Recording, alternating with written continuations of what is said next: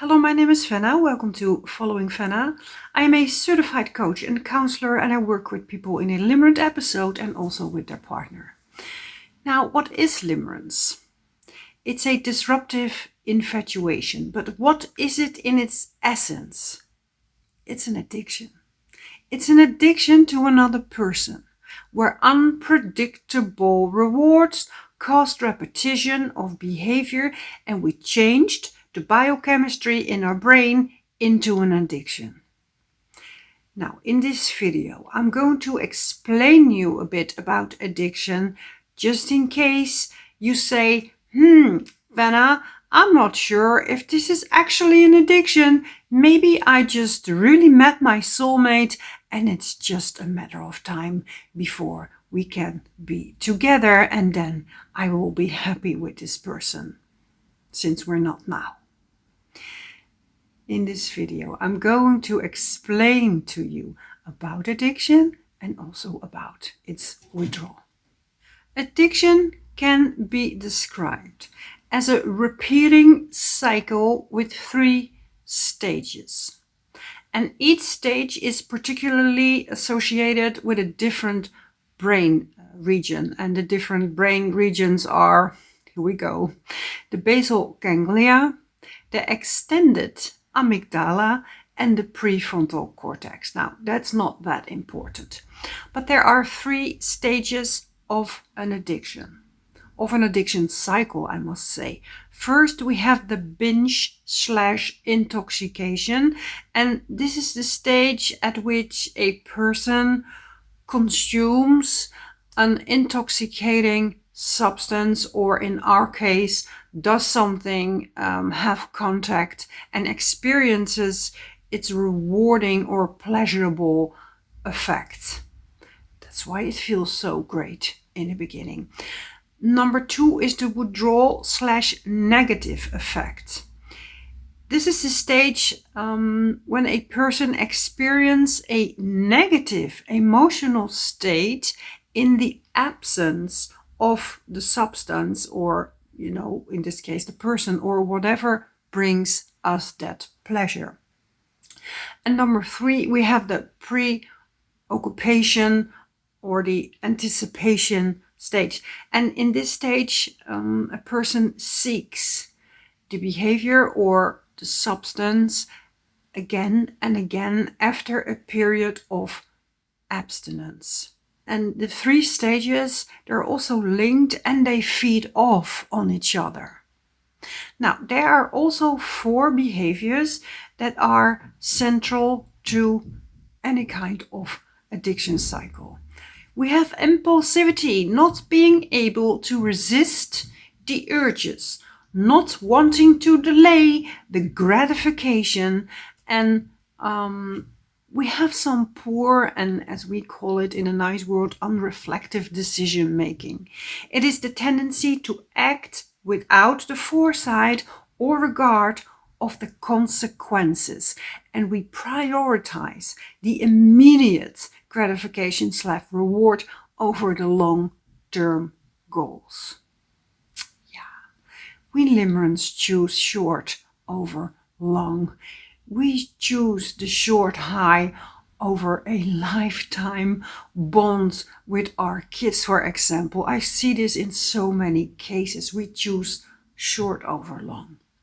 Then we have positive reinforcement.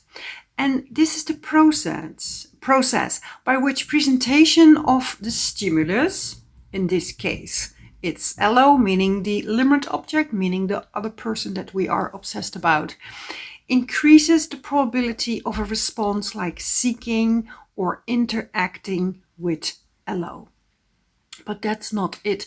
We also have the negative reinforcement in an addiction. And that means the process by which removal of the stimuli, such as LO, makes us feel bad, and our feelings of discomfort increase, and there is more chance of us seeking LO again. Unfortunately, it's not like we think, oh, this makes me feel really bad. Maybe I should just stop this whole cycle. No, we seek more. We want the negative to stop. We want to feel better. So in order to feel good, we seek LO. And in order to not feel so bad, we also seek LO. And then we have compulsivity, repetitive behaviors, where we ignore the consequences and we show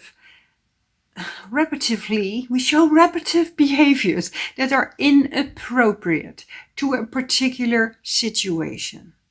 And people suffering from compulsions often do know, they recognize that the behavior is harmful, but still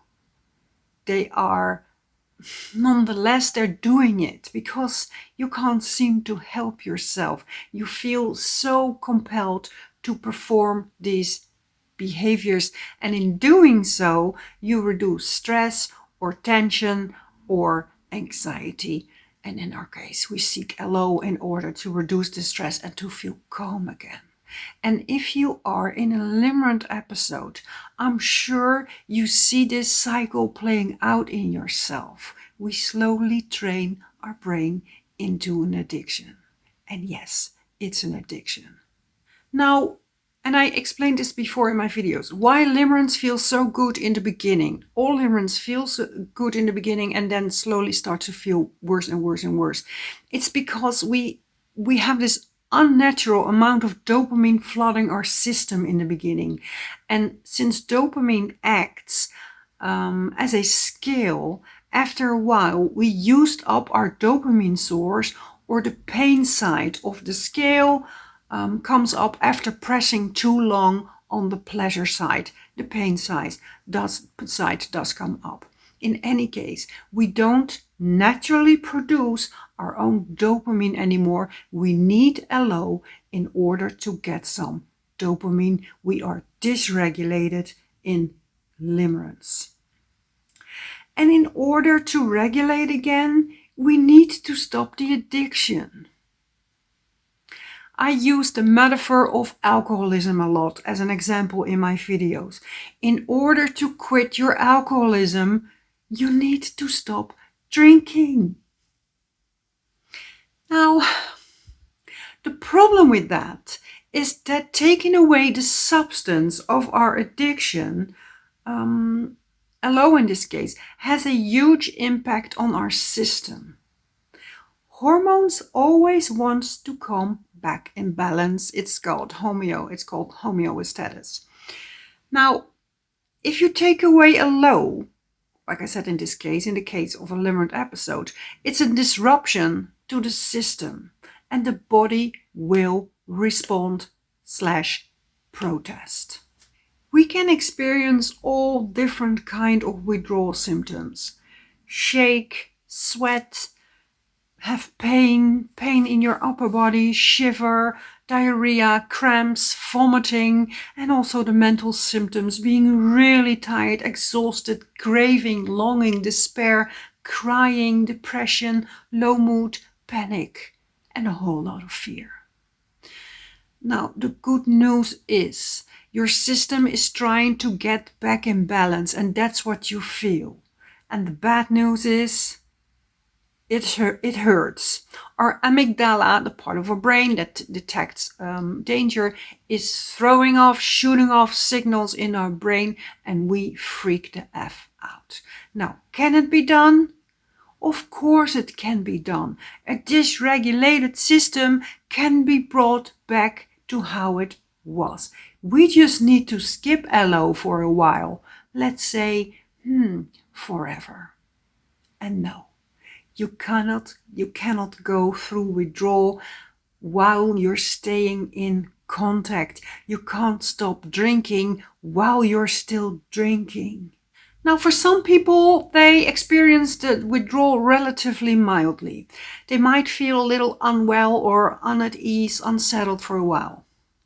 I was a total mess and in total shock for 10 days. My system felt like it was in war. I had no relief for 10 days, and then the physical withdrawal tend to calm down. And then the grief begins. We Limerence get it from two ways. We go through the withdrawal, and as if that's not bad enough, we also have to go through the grief cycle. And like I said, for some people that is also relatively okay.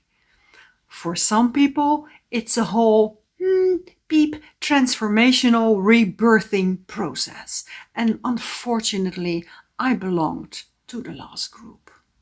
But then again, maybe it had to be done. The good news is, after 4 weeks without your addiction, I'm waving my finger, your body will start to produce a little bit of its own dopamine again. We don't need a low anymore, our fix, to give us a little bit dopamine. That doesn't mean that the grief process is gone, but we will start to feel a little bit better, a little bit less meaningless, less gray. And the grief, you just have to go through it. There's no way around it. Grief has to be obeyed. Now, for the withdrawal, what can you do?